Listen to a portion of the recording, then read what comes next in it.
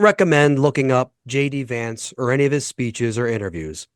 Suffice it to say that J.D. Vance is the demon that would pop up if you summoned him over a packet of fine-cut skull. If it gets bad for J.D. Vance, he may simply score fentanyl patches and mix them in his Diet Mountain Dew like a Mio packet. Of course, he's such an asshole that a drug dealer would look at him and go, "Fuck off, you don't need any of this shit." There is a rumor about J.D. Vance's activities with a couch, and while we have to say for the record, Snopes and the Associated Press have disproven that anecdote, I for one heard about the latex glove and the couch and thought, he's my age, so yeah, that's actually par for the course. In the meantime, he also knows how to wax nostalgic about his beloved relatives, as this excerpt from his convention speech demonstrates. Now, I was lucky. Despite the closing factories and the growing addiction in towns like mine, in my life, I had a guardian angel by my side. She was an old woman who could barely walk, but she was tough as nails. I called her Mamaw, the name we hillbillies gave to our grandmothers.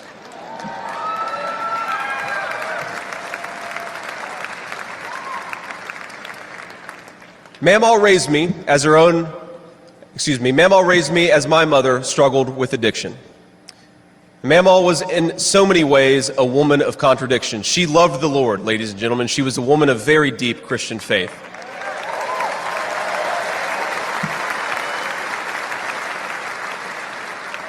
But she also loved the F word.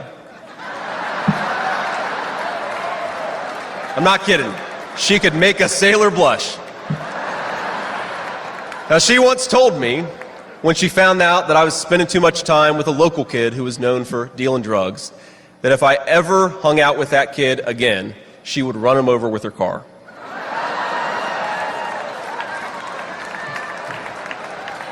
That's true. And she said, "JD, no one will ever find out about it."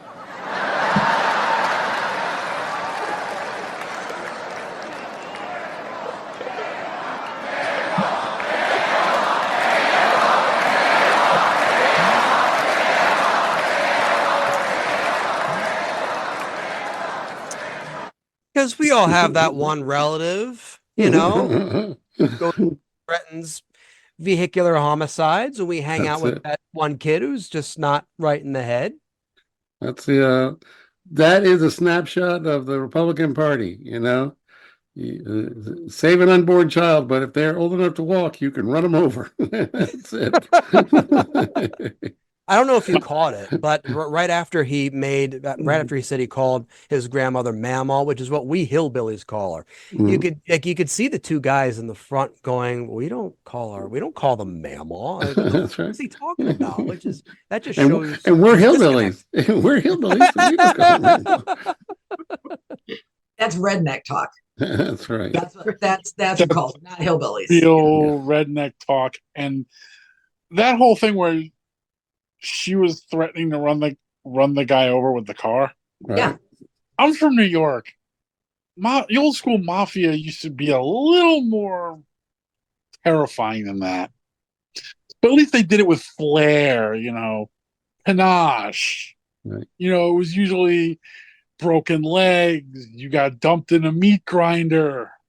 Dumped out by Kennedy Airport. Josh, you got to admit, though, you can't really run anybody over with a car in New York. Traffic is just hell. you could never get up. You could never get up enough speed. Trust me, I've seen you could run people over with a car in this town. But here that's just called Road Rage Tuesday. And most of the time it's done at like 4 miles an hour at a crosswalk, but right. It's still running someone over. Right. Yeah. I think probably most attempts at murder and running somebody over in New York, they don't work out because suddenly somebody says, "Oh, look, a spot opened up. Let's park the car. Forget that. We'll shoot the guy." There was something where somebody tried to run somebody over by slamming their car into another car on the Upper East Side. Yeah, I will say that the one thing they have in common is discretion when it comes to the Republicans, right? We're all supposed to hide everything that they're doing. So, Even Mamaw got it right. Discreet. Well, and here's the thing, Grandma was a terrible mother. That's why his mother was messed up. Like, why is she the example and your mom's not? Your mom was a nurse. Your mom was educated. She got addicted to drugs after an injury, right? Like, and like, started taking them because she had access to them because she was a nurse. It's like, you raised her, and then everybody's throwing mom under the bus. Mom's been sober for 10 years, and they wheel her out like, see, there she is. She's a real piece of shit. Thank God for Grandma. Grandma takes care of business. She just runs over the enemies of the family. That's the beauty of that whole thing. Either way, what's that? They're not even trying to hide that they're low rent pieces of shit anymore.